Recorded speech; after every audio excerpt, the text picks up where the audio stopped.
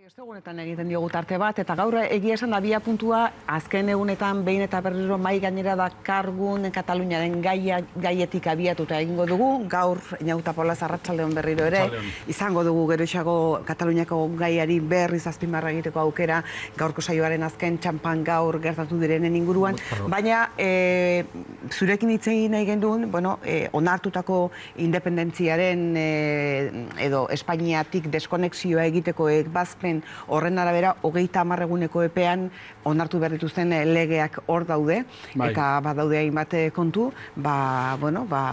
garrantzia handia izan dezaketenak prozesu honek aurrera egin dezan. Bai, hor berez gainera hartu duten erabaki hori de facto bada independentzia deklarazio bat, ez dute onartzen Madrileko agintaritzarik edo interbentziorik beraien erabaki horietan ez da. Ez da Espainiako auzitegi konstituzionalaren nik ere, oso argi azaltzen da beraien adierazpen horretan. Bai, eta orain emango dituzten legeak dira bata prozesurako eta beste biak estatu egiturak antolatzen hasteko, besteak beste gizarte segurantza eta ogasuna, ezta?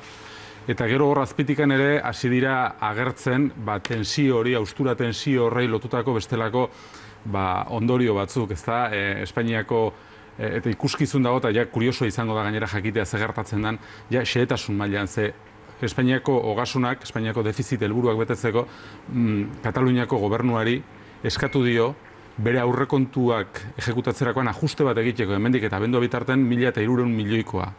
Orduan, ja dagoeneko Madriletik agindu zuzen bat badaukate, ogasunarekin eta aurrekontuarekin zerrikusia duena Espainiako defizita moldatzeko. Orduan, orain ikusiko dugu, egitatezko bide horretan, ia zer gertatzen den, maila horretako gauzekin baita. Horrek finanziazioa arazoak ekar ditzake, argi dago, baina ez dakit hori nola konpondu daiteken, edo hori nola irauli daiteken, Europako Banku Zentralak erregio eta hirien zorra erosiko duela ere esan du, eta ez dakit hau hemen nola kokatu daiteken. Bai, noski, lehengo batean, uste azpimarran aipatu egiten zala, ez?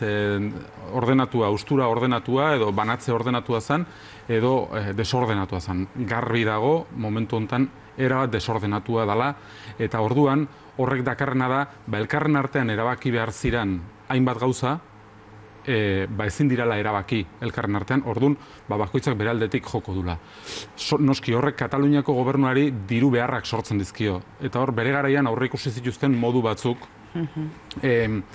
diru behar horiei erantzuteko, besteak beste kreditu eskatzea, Espainiako zorra asumitzen ez duenez, berari dagokion zatia, Kataluniako gobernua erakunde solvente bat izango da, eta kreditua lortzeko arazorik ez duela izango pentsatzen duelako. Gero, bestaletikan bonoak emititzea, eta horrelakoak bat zeuden. Momentu honetan, Mario Draghi anunziatu du, eta ja Europako testu ingurura jungo goea, anunziatu du edo iragarri du, ekonomia reaktibatzeko beste neurrien artean, lehengo neurri ez gain, lehengo aldetikan eta beti kritikatu izan dugun bide horretatikan gaina jarraituz, momentu honetan, estaduen zor soberanoaz aparte, baita ere, erregio eta hirien zorra erosten hasi daitekela, eta berez gainera pausoak ematen hasi dira zentzu horretan, eta Kataluniak bere zorra, Europako Banku Zentralaren zat edo saldezakela pentsatzekoa da, eta alde hortatikan baita ere, momentu hortan desanexio bide horretan behar ditun gastuak ordaintzeko, 5.000 milioi inguru euro horiek finantziatu alizateko, bide bat izan dute. Beraz, Europaren erabaki hau mesedegarria zaio Kataluniari. Bai, ikusiko dugu, oso zeharkako kontu da, ze berez hau ziur asko pentsatuta ez dago Kataluniarentzako, pentsatuta dago, ziur asko Alemaniako hainbat regio. Bestela asko azaletuko da Rajoy Draghirekin. Bai, noski, eta honei ere aitzaki aterako dio, eta punta aterako dio, noski, baina aipatzen hasi dira izan ote daitekeen bide bat edo hori. Gero, gauzak asko kertzen badira edo asko tensionatzen baldin badira, baita ere kontrako bidean presioak ongo dira ziur asko, ez? Ze ez aztu behar formalki regioentzako zerbait dela, eta formalki momentu honetan Katalunia oraindikan Espainiaren erregio badala, beraz, sarbide izango lukela finantziazio bide horretarako, bai. Espainiaren zorraren inguruan ere zerbait esan genezake kontu honetan guztia. Bai, noski, lehen esan deguna ez, haustura desordenatua den neurrian, Espainiak presio neurri bezala egingo duena izango da, Kataluniarekin izan beharko lituzken konpromisoak ez bete, edo katalandarrekin ditun konpromisoak ez bete, gizarte segurantza eta horrelako kontuak izan daitezke.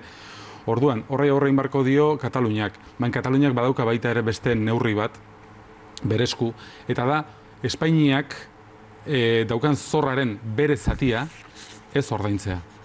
Eta horrek esan dezake edo suposa dezake automatikoki Espainiaren zorra euneko 125 igotza hau da. Euneko 25 Kataluniak ez duen zehatzen,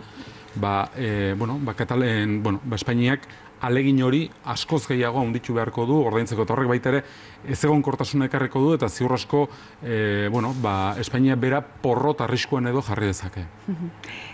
Hau guztia desorden honen erdian agian konponduko luke referendum batek, ez dakit, ez dirudi Espainiako agintariak oso referendum zaleak direnik. Bai. Erresuma Batuan aldiz, onartu zuten Eskoziarekiko bat, eta orain beste bat egiteko asmotan dabiltza, ez da? Bai, gogoan izango dugu Cameronek iragarri zula 2013an okerrezpaldin banago,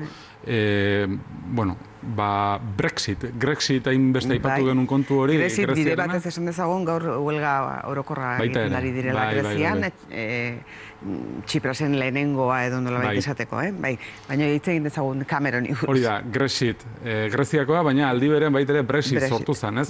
Badakigu Europarekiko euroeszeptizidade ospetsu hori, badirudi Britania Handian edo Erresuma Batuan oso indartsua dela, orduan, hor, hainbat gorabehera medio euroeszeptizismo hori puztu egin zen, Greziakoak eragin handia izan du, eta azkenengo data hauetan baita ere imigrante edo migrazio krisi handi honek ere eragina izan du, eta orduan planteatzen da 2016an edo 2017an Britaniaren Europar Batasunean jarraitzari buruzko erreferenduma egitea. Noski, Europar Batasunari interesatzen zaio lehenbailen egitea, eta baita ere Cameron referendum horren alde egotea. Cameron ari da bere baldintzak mahai gainean jartzen, eta aste honetan jarri ditu baita ere zeintzuk izango diran bere baldintzak erreferendum hori lehenbailen ailegatzeko, eta gainera erreferendum hortan berak Europar Batasunaren alde egiteko.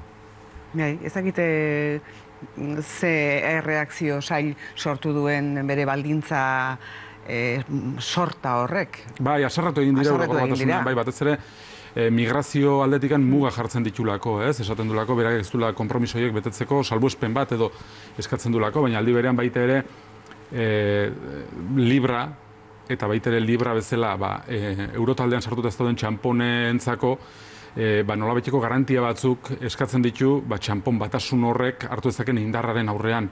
Eta bestaldetik baita ere Europar Batasunaren atzera bueltarik ezeko kohesionatze horren aurrean parlamentu, estatu bakoitzeko parlamentuak ere indar bat eukitzea eskatzen du. Fiskalidade neurri batzuk ere eskatzen ditu. Momentu honetan batasun fiskalik ez dago, zerga batzuetan badaude batasunak, beti aipatzen den zerbait da, etorkizunean batasun fiskal horretarantz jo beharko litzatekeela, eta Europar Batasuna, Erresuma Batuan, ez daude horren aldeko. Bai, esan denot? Ez, gero, kurioso da baita ere, ez, Eskoziaren kasua, ez da, badirudi, Europar zaleena da erregioa kasu honetan, edo Eskozia dela, Erresuma Batuan. Bai, eta gero honetan guztian ze garrantzi izango duten beraientzako ere nolabait hauteskunde aurre egoera batean daudela, ez da? Bai. Eta gauza asko daudela jokoan, eta alderdi laboristan aldaketa esanguratsuak izan dira, eta badira hainbat gauza Erresuma Batuan ere datozen hilabetetan zer esana sortu dezaketenak, eta... Bai. Kurioso izango da jakitea baita ere gainera orain alderdi laboristak hartzen duen jite berri horretan, zenbateraino bat egiten duen Cameronekin, hombre, salbuespen neurri horietako batzutan ziur asko ez du bat egingo, ez? Oso neurri, ez dakit, enpresa zale, neoliberal erakoak edo izango dira, baina kurioso izango da beste batzuetan baita ere ze lotura edo ikusi daitezken adibidez parlamentuen eskumenen blindajean kontu horretan, euroeszeptizismoak berak indarra handia du eta gainera Cameron hori erabiltzen ari da momentu honetan garesti saltzeko erreferendumean bere aldeko jarrera. Bai, eta hauteskundeak irabazteko, bai Erresuma Batuan eta bai beste leku batuetan ere leku askotatik jaso behar da bozka. Eta ez da izango erresa momentu batean laboristek eta laboristek momentu honetan hartu duten ezkerreko jite horretan gauza batzuri paperean gainean eutsi zioten bezala eustea edo beraien artean dituzten borrokak alde batera utzita, ez da. Bai, noski. Euskal Herrira gatoz labur hitz egiteko lanbide heziketaren inguruan egingo diren jardunaldi edo batzuri buruz, ikastolen elkartea tarteeko, eta Alemaniatik etorritako edo, ez dakit, ikuskari edo observatzaile edo Ez, aditu. antolaketan bertan parte hartzen du FES fundazioak, bai. Eta gero bestaldetik baita ere Alemaniako enbaixadak ere parte hartuko du. Datorren asterako dago antolatuta, Ekai Center bera, ikastolen federazioa eta fundazio horren artean, eta besteak beste esan bezala, enbaixadak parte hartuko du. Ze izane, lanbide heziketak egundoko garrantzia eta gaina eredu da baita ere guretzako zean, ezta? Alemaniako lanbide heziketaren eredu hori. Alemaniakoa guretzat, gure ere izan da eredu leku batzuetan, ezta? Bai, noski, hor badago nasketa bat egon daiteke eredu duala edo aipatzen dalako enpresa eta formazio zentroen arteko lotura, baina oraindik ibilbide bat falta zaigu guri iristeko alemanek daukaten dualitatea. Bai, hau da, enpresa eta zearen zentroen, formazio zentroen arteko lotura on horretara, perfecto esaten joan, hori gehiagik esate izango, baina on horretara, ez da? Zuek sinistuta zaudete lanbide hezkuntza herri baten garapenean erabat garrantzitsua dela. Bai, funtsezkoa da, ze, hemen prestigio kontua gora bera. Oso desprestigiatuta dago oraindik ere. Bai, egia da. Eta unibertsitateak berriz, gorengo maila hezkuntzan edo dela aitzera ematen da, etengabe, ez da?